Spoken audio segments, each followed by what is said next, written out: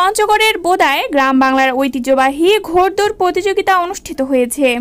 সোমবার বিকেলে বোদা পৌরসভার জমাদারপাড়া ওয়াই মোড় সংলগ্ন কৃষি মাঠে এলাকাবাসীর আয়োজনে এই ঘোড়দৌড় প্রতিযোগিতা অনুষ্ঠিত হয়। প্রতিযোগিতায় নীলফামারী, দিনাজপুর, ঠাকুরগাঁও ও পঞ্চগড় সহ বিভিন্ন জেলা থেকে 20টি ঘোড়া নিয়ে 20 জন অশ্বারোহী অংশ নেন। ঘোড়দৌড় দেখতে জেলার দূর দূরান্ত থেকে হাজারো মানুষ আসেন। এমন আয়োজনে যোগ দিতে পেরে খুশি আবাল বৃদ্ধ বনিতারাও। আমি ঘোড়া খেলা দেখতে আসছি, আমার খুব ভালো লাগছে। জীবনের প্রথম ঘোড়া দৌড় খেলা দেখলাম, আর কোনোদিন দেখিনি। আমি কোনোদিন ঘোড়া খেলা দেখিনি, আজকে দেখলাম, অনেক ভালো লাগলো। বাবার সহ এখানে খেলা দেখতে এসেছি।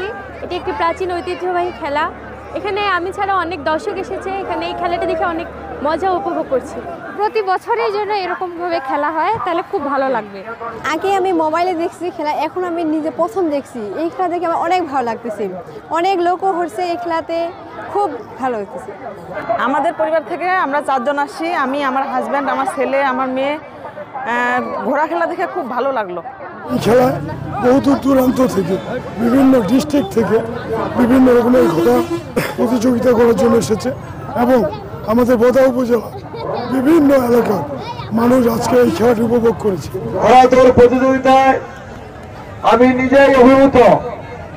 আমি অনেক ফুটবল মাঠে গিয়েছি, অনেক ক্রিকেট মাঠে গিয়েছি, এইরকম হাজার হাজার হাজার দর্শক আমি কিন্তু কোনো খেলার মাঠে দেখি নাই।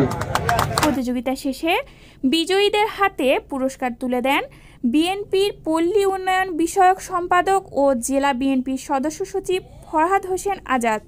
এ সময় উপস্থিত ছিলেন বোদা পৌর বিএনপির আহ্বায়ক আব্দুস সামাদ তারা, সদস্য সচিব দিলরেজা ফেরদৌস চিন্ময়, সাবেক কাউন্সিলর আবুল কালাম আজাদ সহ অনেকে।